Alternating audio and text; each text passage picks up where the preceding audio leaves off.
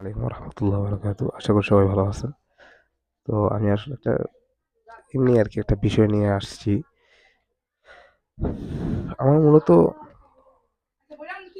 যেটা চিন্তা ভাবনা সেটা হলো নামাজের প্রতি ফোকাস করা। আপনারা বলতে পারেন নামাজের নামাজের বিষয়টা কেন আসলো?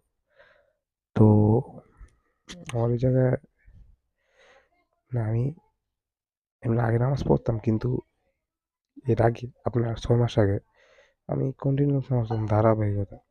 এর আগেও পড়তাম ধারাবাহিকতা কিন্তু গ্যাপ পড়ে যায়। কেমন গ্যাপ? এই পড়ি ১ সপ্তাহ ভালো, ৫ ওয়াক্ত কন্টিনিউ। এরপরে আপনার মনে করেন এই যে ২ ওয়াক্ত পড়ি, ৩ ওয়াক্ত পড়ি এই। তো এভাবে কিন্তু জীবনেও দিনের উপরে আপনি আস্থা রাখতে পারবেন না। মানে দিন থাকবে না আপনার, ঈমান থাকবে না। এটাকে আপনার কন্টিনিউয়াসলি বলে না। তো ভাবছি যে আমি এখন থেকে এর আগেও নামাজ পড়ছিলাম প্রায় ২ মাসের মতো, ২.৫ মাস ২ মাস পুরো কন্টিনিউয়াসলি ফজর থেকে এশা পর্যন্ত। বাট আবার কি জানি ছন্দপতন হয়েছে এবং শয়তানের ওয়াসওয়াসার কারণে এমনভাবে ছিটকেছি ভাই, আমি নিজে এখন নিজেরই চিনতে পারতেছি না। আজকে ২ দিন ৩ দিন ধরে আমি চিন্তা করতেছি নামাজ পড়ি না কেন, নামাজ পড়ি না কেন? মানে কি একটা অদৃশ্য কারণে জানি আমি নামাজ পড়তে পারতেছি না। এটা আমি রিয়ালাইজ করতেছি। এখন আমি যা মনে করলাম যে নামাজ তো আমাদের বেস্ট হ্যাবিট। আমি জেনে শুনে আমি নামাজ পড়তেছি না। তাহলে তো এটা অনেক বড় গুণ, মানে অনেক বড় গুনাহ। এটা আসলে কি বলবো?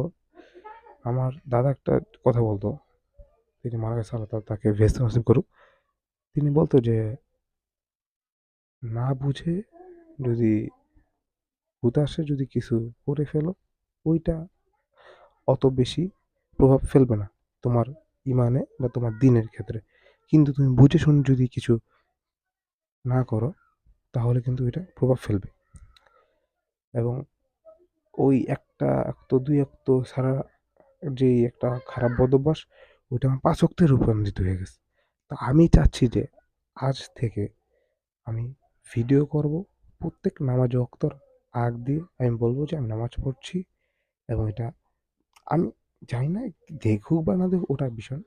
আমার একটা মানে এটা আমি এখন আপনারা এটা কে কেমনভাবে নিবেন এটা নিতান্তই আপনাদের বিষয়। বা আপনারা দেখবেন কি না দেখবেন ওটা আমার জানা নেই।